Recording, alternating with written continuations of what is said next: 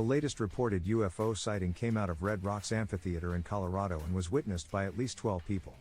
News.com has learned that the disc-shaped dark metallic object lingered for about 30 seconds a mile from the observers at an hour past midnight before it disappeared. According to the National UFO Reporting Center, the anomaly measured 100 feet long, hovered above the trees at the open-air arena, and was seen to have lights. When it left the area, it was noted moving eastwards at a speed of between 5 and 10 miles per hour. We saw a large disc-shaped craft with 3 levels of windows. It hovered silently and then disappeared into thin air, a witness noted.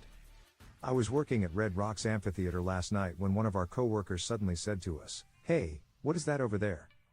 It looks like a spaceship." We all turned to look in the direction he was pointing, and sure enough, there was a UFO hovering about a half a mile to a mile north of Red Rocks, the account continued. A dozen of us saw it. We all kept asking each other, "Are you seeing this too?" It was a resounding yes from everyone in the group.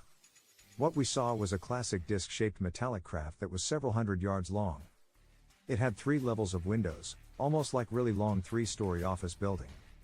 This thing was totally silent. It didn't make a sound. What's even crazier is that as soon as we all started noticing it and stopped what we were doing to pay attention to it, the craft tipped at an angle and slowly started moving belly first to the east. Then it started fading away until it was invisible. It didn't shoot off into the distance. It simply dissolved into the ether.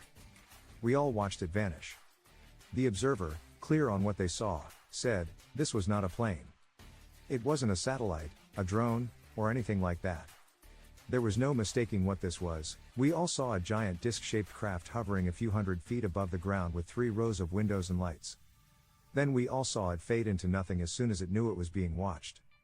There were a dozen other people who saw it with me, the witness concluded. The National UFO Reporting Center, a non-government, non-profit organization resource based in Washington, notes that the total number of sightings reported to the website, including the latter, is now 181,776. Be this as it may, a significant amount of skepticism stems from government institutions.